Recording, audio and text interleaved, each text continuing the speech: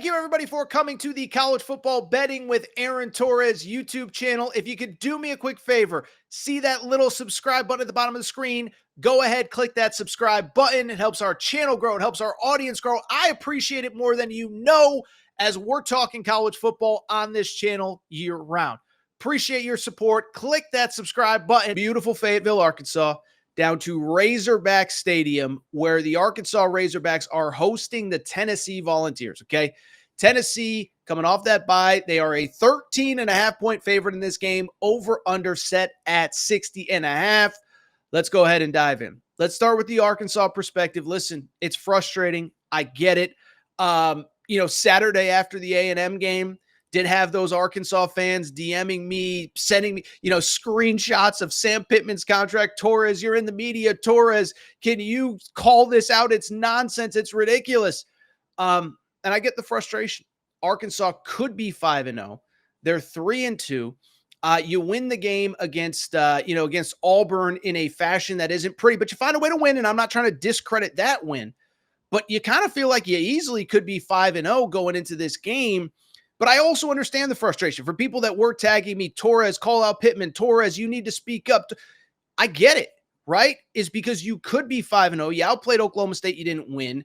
And then the A&M game, it was just frustrating. I mean, I'm not an Arkansas fan, and it was frustrating to watch. You jump out to that 14-7 lead. You have the fake punt. You have all the momentum. After the first quarter, you think this is going to be this weird high-scoring game. All of a sudden, you look up, you're going into the fourth quarter. You haven't scored since the end of the first. You end up putting up a field goal, 3 points in the final three quarters. That's not ideal. But then it's beyond not ideal. I think you get that part. But then, and this is the frustrating part, is that I think even the things that were working early don't seem like they're working, right? Is you have a situation at Arkansas where Taylor Green, listen, we were all on the hype train early, but as the weeks go on, it is clear that this coaching staff does not trust him. And certainly the trust is going down less and less. And by the way, I'm not even blaming the coaching staff. I get where they're coming from. I get what they, their perspective on it is. But Taylor Green right now is completing 54% of his passes, 5 touchdowns, 5 interceptions. He's coming off a game, 23 of 41, 279 yards, 1 touchdown. Last 2 games, even in the Auburn win, had 2 interceptions, completed less than 50% of his passes against Auburn. And so he hasn't been playing well. The saving grace for Arkansas through the first 4 games was even when Taylor Green struggled, you were able to run the football. Now, part of it may have been Texas A&M. I don't want to undersell what they did, but this was the first week. Jaquinta Jackson, they couldn't get it going with him. 10 carries for 37 yards in this game. Arkansas, 100 yards rushing on 30 attempts. That is not ideal. And it's certainly not ideal going up against Tennessee. Okay, so Tennessee, we all know, listen, I think one of the best stories in college football.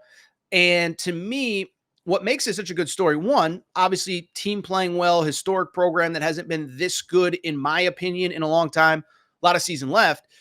But they're not doing it in the way that I think the casual would have thought even a week or 2 ago, let alone a month ago before the season started. Because coming into the season, we kind of understood that Josh Heupel vibe, throw the ball all over, put up a bunch of points, try to survive. No. This is a line of scrimmage ball control team. We actually talked about it last year. I thought they did a good job of running the football last year when they had Joe Milton at quarterback. Well, this year, this is a team that as they enter this Arkansas game, they're in the top 5 nationally in rush yardage. Yards per game, obviously, because they didn't play last week, so the numbers are a little bit down, whatever. But top 5 in rush offense. But then on top of it, it's worth noting, right? They are also the number 1 defense in all of college football this year, giving up just 176 yards per game. They are also the number 2 scoring defense, giving up a touchdown per game. And even those numbers are kind of skewed because if you watch the Oklahoma game, they were in control until they let their foot off the gas. Michael Hawkins gets a couple cheapies, and all of a sudden they have a couple more points than you would have expected. So this is a team that runs the ball, plays great defense. They have not put too much on Nico's throwing arm. And it's why I've said, by the way, I actually think there's another level for this Tennessee football team to get to, because when you actually look at who they are, what they've done, they really haven't let Nico loose. Now, to be clear, Tennessee fans, I don't need you yelling at me in the comment section on YouTube or in the comment section on the podcast, whatever. But at the same time, they haven't let Nico loose because they haven't had to. That is a credit to the defense. It's a credit to the run game. That's a credit to the O-line. It means that you can let this kid develop at his own pace. And I think there's going to be a point this year. Maybe it's Bama. Maybe it's an SEC championship type environment. Maybe it's a Georgia on the road where you do have to let him loose, but I just don't know that you have to. You go back to that Oklahoma game.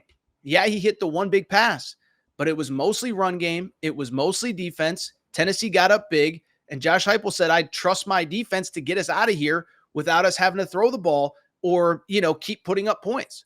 We got the lead. Let's control the clock, and let's get out with a victory.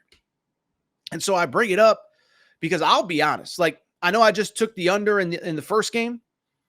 This one just feels like an under no-brainer to me. 60.5, I'll be transparent, feels like an absurd number to me, okay? Bottom line is, you look at this, I get that Tennessee is the number one scoring defense in all of college football, number one scoring offense in all of college football. I get that.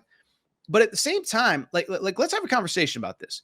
First off, one, we know Arkansas wants to run the ball. We just talked about Taylor Green. It's not a knock. It's just a reality. The less times he has to drop back to pass, the more likely you're going to have success. And to their credit, they have run the football well early in the season. Of course, last week notwithstanding. Beyond that, though, think about it from the Tennessee perspective.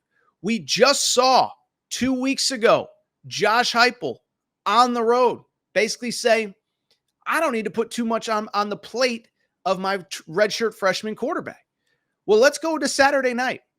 Night game, Razorback Stadium. By the way, you think that's an easy place to play because Arkansas is not having a great year? Go ask Steve Sarkisian. Remember when Texas played there a few years ago? Texas got run out of the freaking building. That place is big. That place is loud. I've never been to a game there, but I got a tour when I was in Fayetteville last year.